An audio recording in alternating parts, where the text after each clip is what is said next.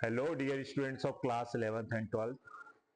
Today I am here with dimensional formula of some physical quantity जिसको मैं हिंदी माध्यम वाले बच्चों के लिए भी ट्रांसलेट करूंगा और इंग्लिश मीडियम वाले बच्चों के लिए भी।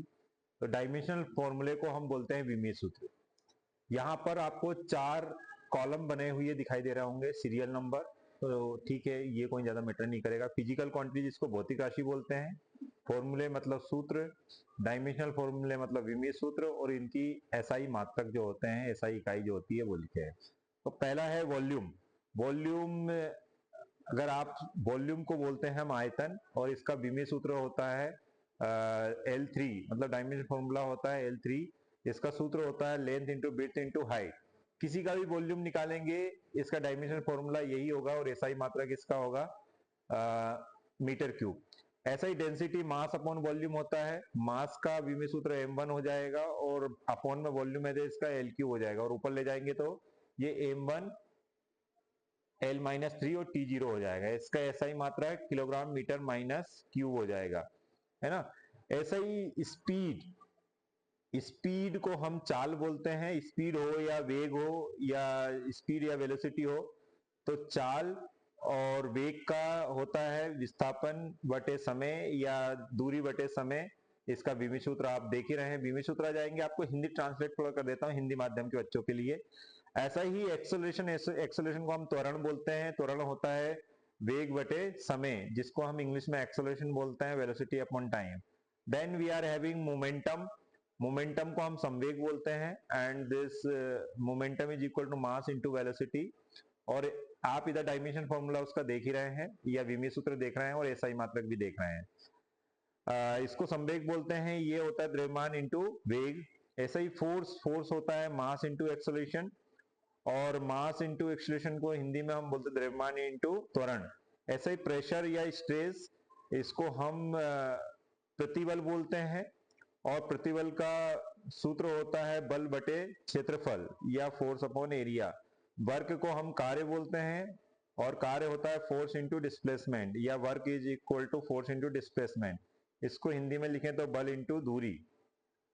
इम्पल्स को हम आवेग बोलते हैं, और ये होता है फोर्स इंटू टाइम या बल इंटू समय, है ना। और विमीय सूत्र भी आप इधर देखते जाइए। अगर कुछ डाउट हो तो आप कैसे आया है ये आप पूछेंगे कमेंट बॉक्स में, then I will explain in detail.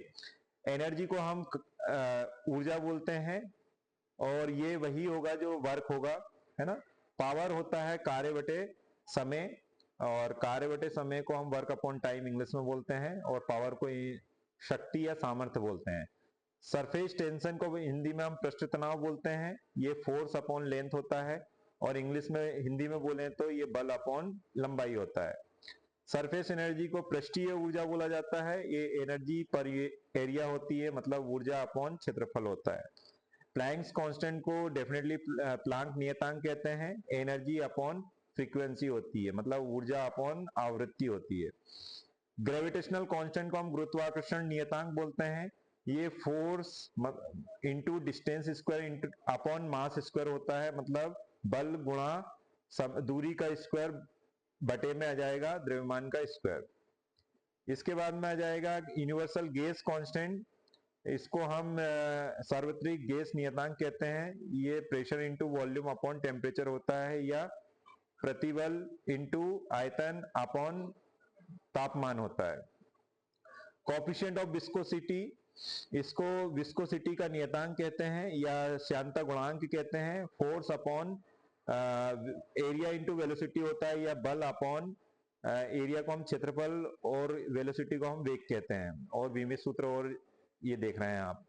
Moment of inertia को हम जड़त्व आघूर्ण बोलते हैं। Mass into radius of gyration होता है। इसका विमीय सूत्र और डायमेंशन ऐसा यूनिट आप देख रहे हैं। टॉर्क और कपल, टॉर्क को हम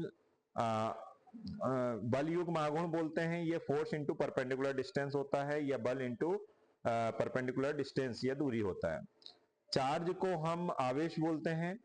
चार्ज का सूत्र होता है करंट इंटू टाइम, मतलब सॉरी, अगर यहाँ चार्ज की बात करें करंट इंटू टाइम, और अगर हिंदी में बोले तो चार्ज को हम आवेश बोलते हैं, और आवेश का होता है धारा इंटू समय, धारा गुणा समय।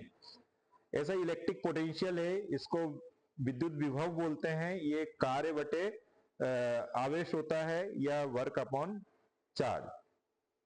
ऐसा ही मैग्नेटिक रेजिस्टेंस होता है, तो रेजिस्टेंस को बोलते हैं इलेक्ट्रिक पोटेंशियल अपॉन करंट। इसको हम विद्युत विभव अपॉन धारा से दर्शाते हैं, ओम के नियम से ये आ सकता है। मैग्नेटिक फ्लक्स को हम बोलते हैं चुंबकीय फ्लक्स, लाइंस इन स्पेस में होता है, इसका SI मात्रक आप वेबर लिखते हैं। ऐसा ही मैग्निफिकेशन होता है image size upon object size, जिसको हम प्रतिबिंब की आकार बटे वस्तु का आकार से करते हैं, इसका कोई SI मात्रक या डायमेंशनल फॉर्मूला नहीं होता है। ऐसे ही रिफ्रैक्टिव इंडेक्स को हम sine i upon sine r से बोलते हैं, ये एक नियतांक होता है और इसका भी कोई SI मात्रक या विमीय सूत्र नहीं होता है। आई होप आप सभी को मैंने हिंदी माध्यम वाले बच्चों को भी ये हिंदी में कन्वर्ट करके बताए हैं, तो आप सारी फिजिकल क्वांटिटी को हिंदी वाले बच्चे भी समझ सकते हैं और इंग्लिश वाले बच्चे भी समझ सकते हैं। अगर आप क्लास 11th में ही इनको अच्छे से देख लेते हैं तो डेफिनेटली आपको क्लास 12th में भी कोई प्रॉब्लम नहीं आने वाली है। सो आई होप समझ में आ गया होगा।